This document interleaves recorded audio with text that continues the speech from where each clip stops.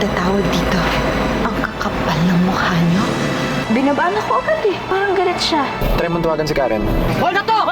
Oh my God. Hayaan mo na, cellphone lang yun, Karen. Hala, hindi basta-basta cellphone yun. Bigay ni Lolo sa akin yun. Bakit sinasabi mong lumayas sila? Sabi ng guard, ikaw daw nagpalayas sa kanila eh. So, mas naniniwala ka na sa guard kesa sa akin. Kung gusto nila lumayas, bahala sila doon. Pero hindi ko na sila poproblemahin. Didi! Kung okay lang, pwede bang dyan muna kami sa inyo ni Karen? Naku, oo naman, ikaw pa. Alam mo ba, may pumunta dito, hinahanap ka. Sabi niya, siya daw ang nagbigay sa'yo kay Aling Naida. Ako po si Ana Karenina Kaluya. Gusto niyo raw po akong makausap. Bakit wala dito si Karen at saka si Ana? Asan sila? Lola, nasa bahay lang po sila. May tinatapos lang na project sa school. Hindi ko naman akalain na magyahiya ka pa ng mga palamunin. Si Ana, pwede pa. Kilala ko naman yun eh. Eh yung isa, hindi ko nga kilala, pakainin ko pa.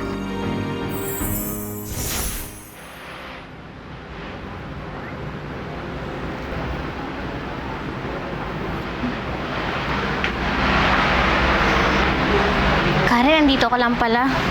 Kanina pa kita hinahanap eh. Oh. Karen, bakit ka umiiyak? Kasi ikaw may kilala mo na yung nanay mo eh. Si Nina, kasama niya na yung tunay niyang pamilya, di ba? Ako hanggang ngayon wala pa rin.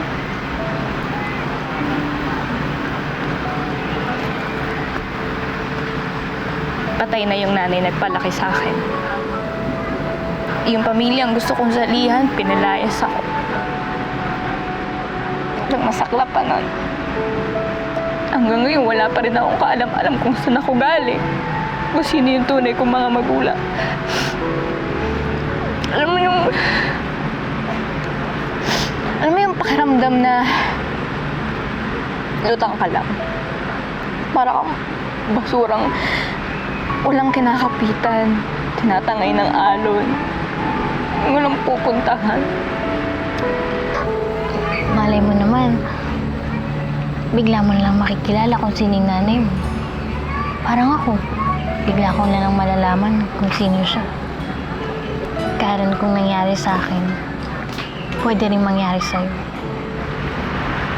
Ewan ko.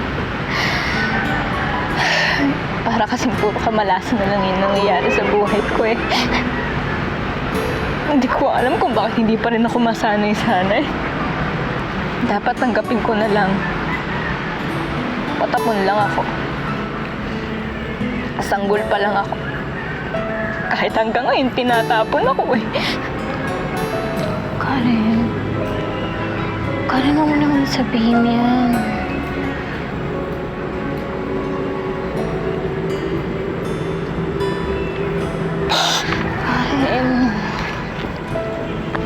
Sorry. Masaya ako. Masaya ako kasi may kilala mo na yung nanay mo. Parang hindi na. Kasi kasama na niya yung pamilya niya eh. Hindi ko naman maiwasong hindi maingkit, di ba? Paano na si Karen? Sino naman mamahal sa akin, di ba? Karen, huwag ka mag-alala. Makikita mo rin, malalaman mo rin kung saan ka dapat.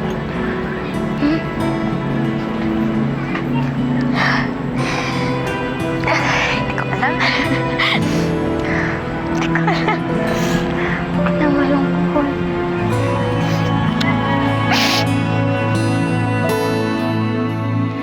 Hanggang kailan naman natin itatago kay Lola na lumayas sina Ana at Karen? Hindi hanggat pwede. Narinig niyo naman yung sinabi ng doktor, di ba? Hindi pwedeng ma-stress si Auntie. So pag nalaman niya nawawala si Ana at si Karen, sigurado masasaktan yun. Basta kailangan natin silang mahanap bago pa magduda si Lola. Paano naman? Ipapa-announce natin sa media? Hindi pwede yun. That's too risky. Paano kung manood si Auntie ng balita? Hindi pwede. Kaya nga, so paano natin sila hahanapin? Ganito, isa-isahin natin yung mga kaibigan ni Ana at ni Karen. Konti lang naman yung pwede nilang puntahan eh. Basta hindi tayo titigil hanggang di natin sila nahanap.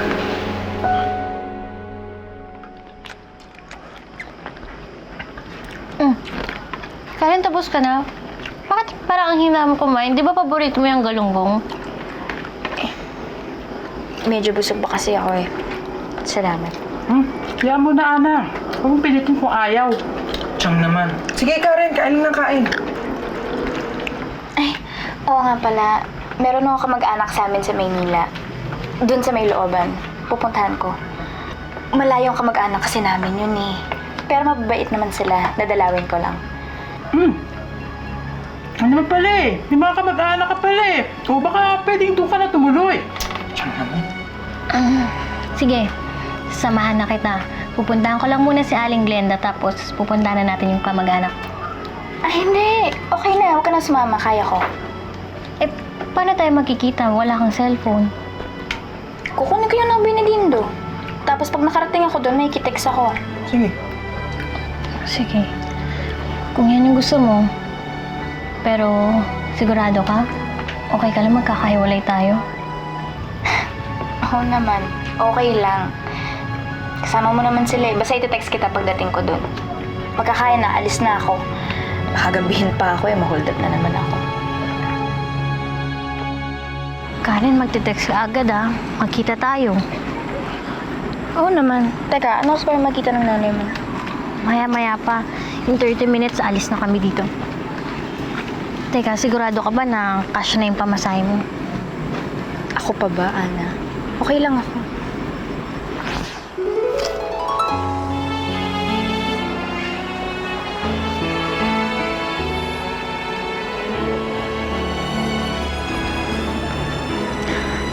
Kakalungkot naman. Kung kailan ko pa makikita yung nanay ko, tsaka ka pa aalis, tsaka ka pa lalayo. Ikaw naman. Okay na to. Kesa naman sumama pa ako sa'yo, di nainggit pa ako, di ba? Alam mo naman ako, jigintera ng tao. Hindi ba sa ita-text kita, ha? Gumawa ka ng paraan para ma-text mo rin ako. Ingat ka ha.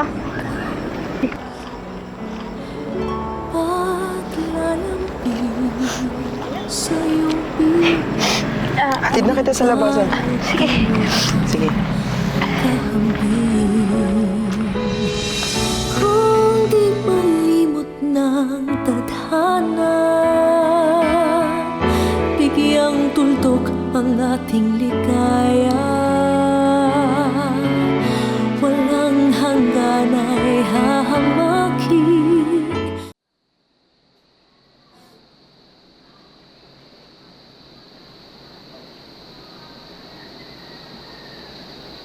Bricks, hindi ka mapakali. Bakit parang wala si Ana? Si Ana? Wala siya dito eh. Bakit? Nasaan siya? Malay. Lumayas sila nila Karen. What? Kailan pa? Kahapon lang. Hanggang ngayon niya pinaghahanap pa rin namin siya eh. Bricks, tulungan mo naman kami oh. Sige, sige. Tatawagan ko yung mga classmates niya. Baka may nakakalam kung nasan siya. Yes, yes. Thank you. Kuya naman, bakit kailangan i-involve mo pa si Bricks dito? Carla, kailangan natin ng tulong ng lahat. Para naman mapadali yung paghanap natin kina Ana at Karen. Pwes, wala kayong tulong na makukuha sa akin. At sana hindi na makita yung Ana at Karen na yan para magmukha kayong tanga-kakahanap.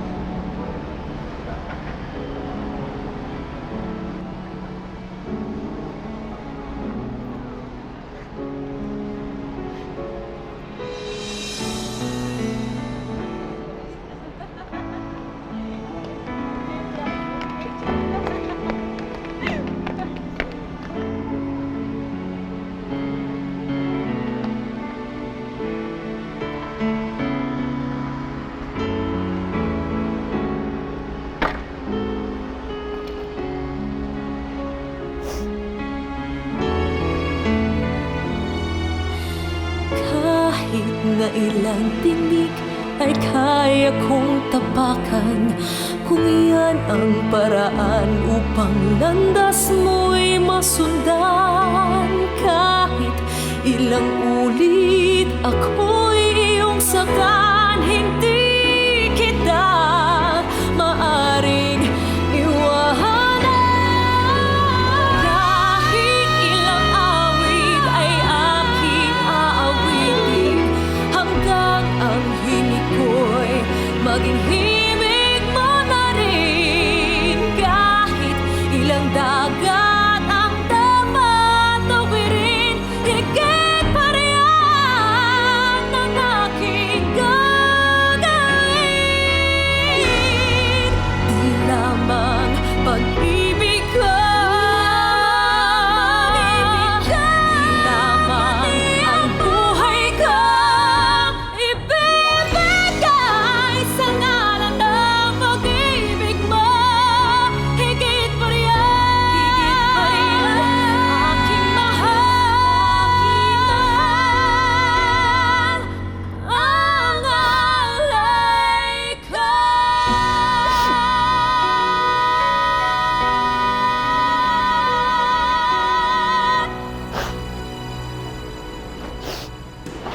Ana, ito na yung lugar. Ito yung tinext na coffee shop ng Aling Glenda. Asan siya? Alam mo ba yung itsura niya?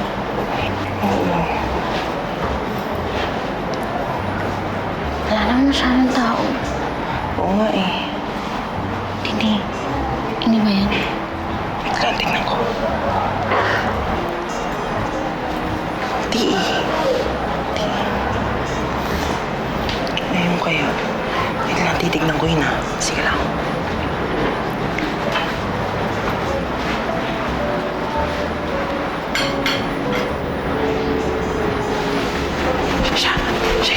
Siya yun, Aling Glenda. Ano, tara, lapitan natin. Alam ko, natatakot ako. Bakit? Di ba gusto mo makita nanay mo? Oo, tara na, lapitan na natin. Tara na, dali.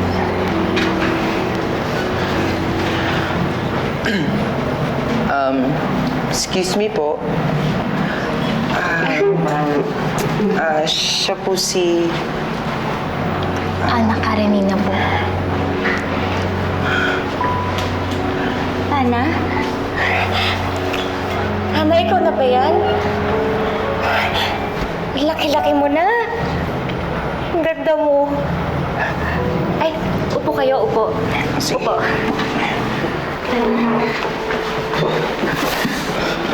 Ako si Glenda. Glenda Ramirez. Ana, sa akin ka pinaampon noon.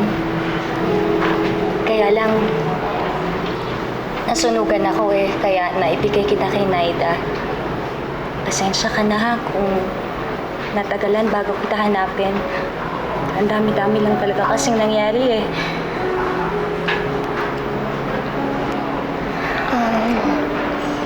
Sabi po ng kaibigan ko, kilala niyo daw po yung nanay ko. Ay, oo. Dala ko yung picture niya. Sandali ha.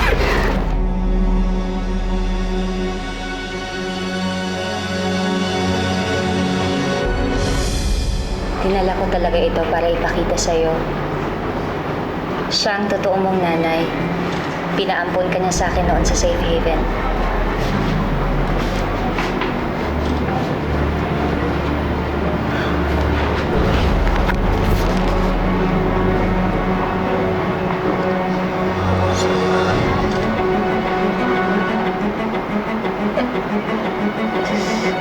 Si Mami Maggie. Siya ang nanay ko.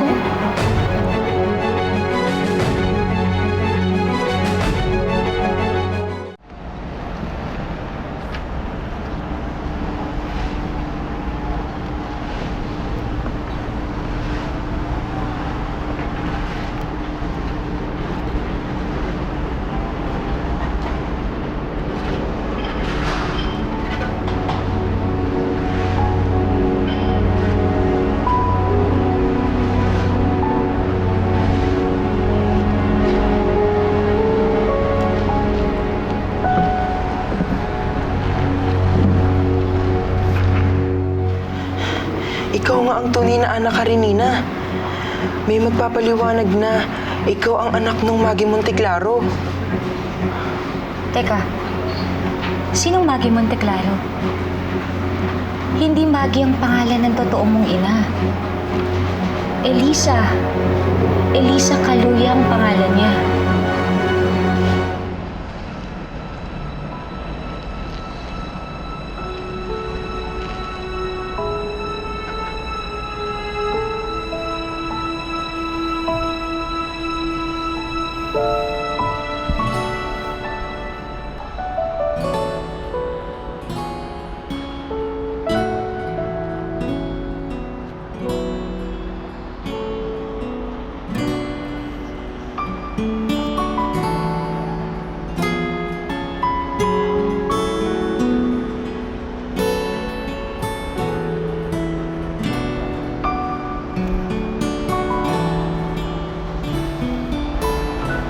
Uy, Alice, anong ginagawa mo dyan? Tara na, late na tayo. Yung bata kasi parang naglayas. Kawawa naman. Malay mo naman, nakatulog lang yan dyan. Tara na, hinihintay na tayo sa shelter. Mas marami na kailangan sa atin doon. Tara na.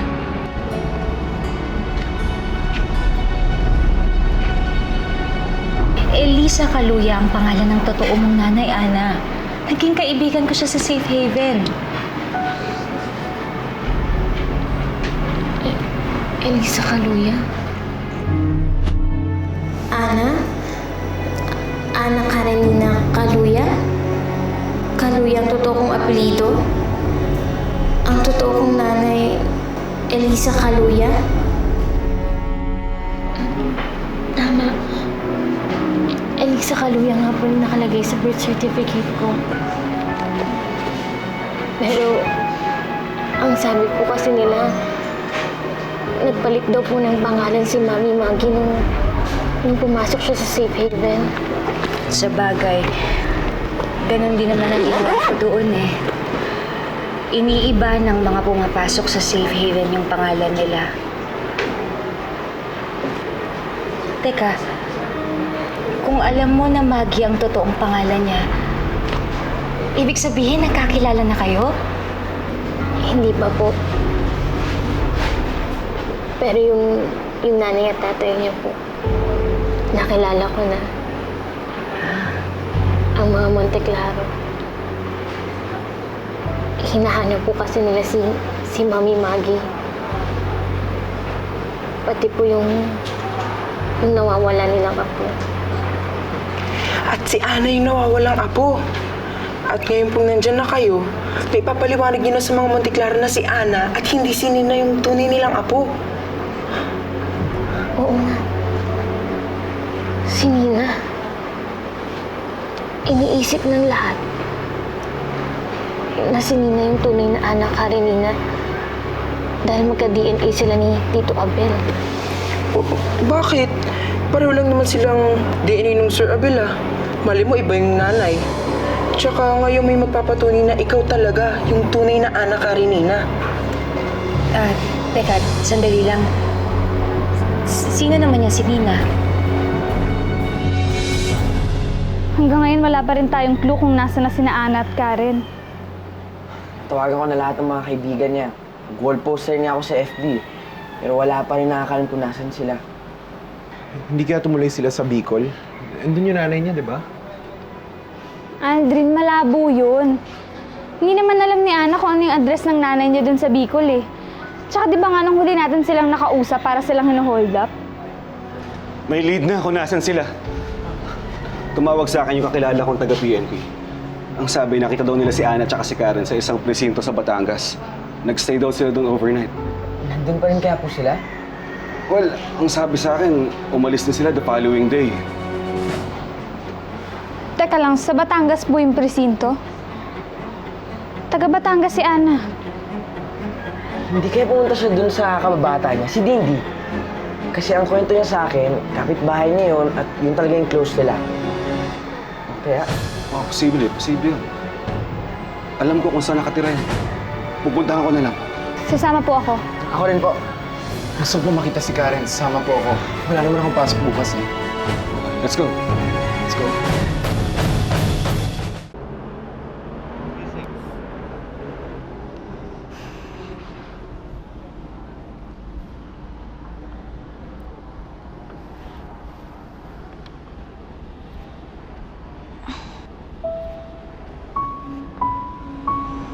Sino galing to?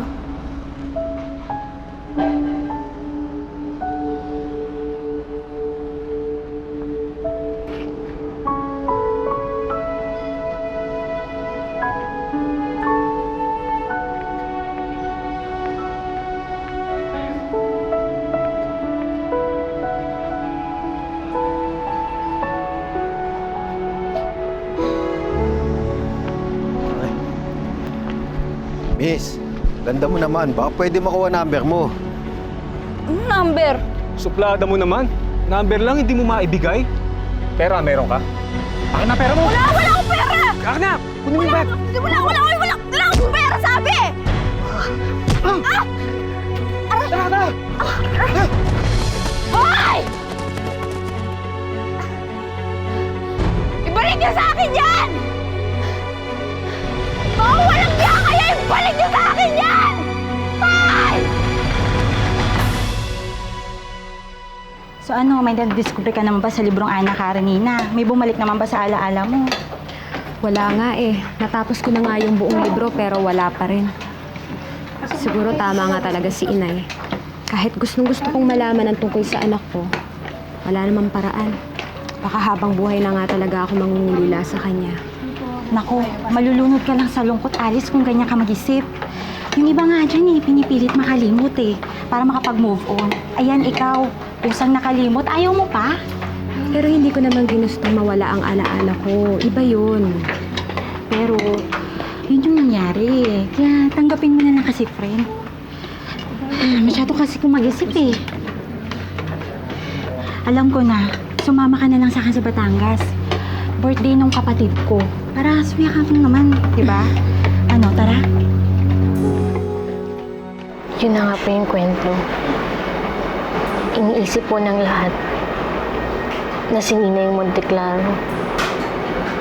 Pero mali na po yung akala nila dahil po sa inyo. Ana, kung kailangan mo na magpapaliwanag sa mga Monte Claro para malaman nila kung ano totoong nangyari kay Elisa, kay Maggie, papayag ako, ha? Sasamahan kita doon. Ha? Salamat po. Malaking tulong po yun. Salamat rin po. Dahil hinanap niyo ako. Kailangan ko nga humingi rin ng pasensya sa'yo Dahil ngayon lang kita hinanap. Ipinangako ko sa nanay mo noon na aalagaan kita. Kaya lang, Ana, nasunugan nga ako Kailangan kita ibigay kay Naida. Noon pa kita talaga dapat balikan, Ana. Kaya lang, kailangan ko alagaan yung nanay ko na may sakit Ngayong wala na yung nanay ko. Sa wakas, matutupad ko na yung ipinangako ko kay Elisa. Kay Maggie. Alam mo, masaya ako. Kasi alam ko, ngayon gaganda na yung buhay mo. Ha? Salamat po. Salamat po.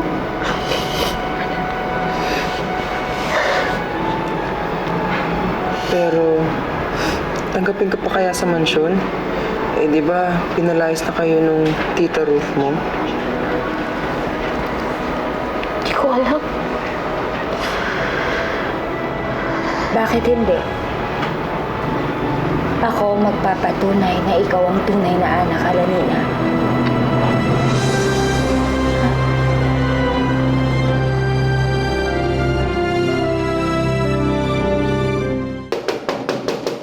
Aling Tasing?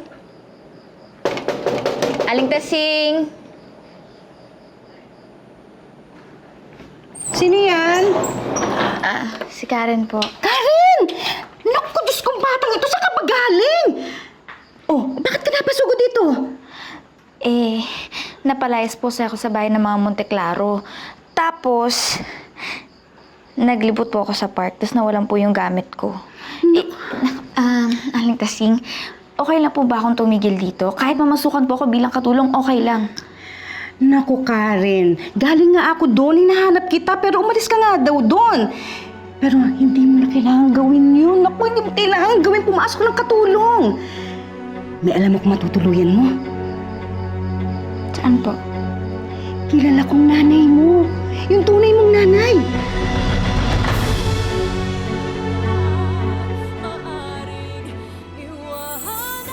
Ma'am, baka ho kasi kailangan yung malaman. Ang alin? Ano kung susumbong kay Ma'am Ruth? May nakapagsabi sa akin na pinalayas mo daw at hindi lumaya si Karen at Ana. What? I will never do that. Bakit ko naman gagawin yun? Malalaman ko rin ang katotohanan, Ruth. Ang laki mo na, Karen. Siya po ba yung nanay ko? Binigay ka lang sa akin ng nanay mo nung nagtatrabaho pa akong volunteer sa Safe Haven. Sino nga po ang nanay ko? Ito. So, totoo na to, Ana. Payaman ka na nga ulit. Hindi naman po yun yung habol ko sa simula pa lang. Ang gusto ko po talaga yung magkaroon ng totoong pamilya. At ngayon meron na po akong pruweba na parte nga ako ng mga Monte Claro. Ikaw ba ang nagsabi kay Auntie Carmela na pinalayas ko sila Karen? Totoo naman po pinalayas niyo kami. What are you doing back here? Berta, ikaw ba nagpapasok sa kanila? Bakit naman po hindi? May karapatan din naman ako dito Mas may karapatan ako kaysa sa inyo.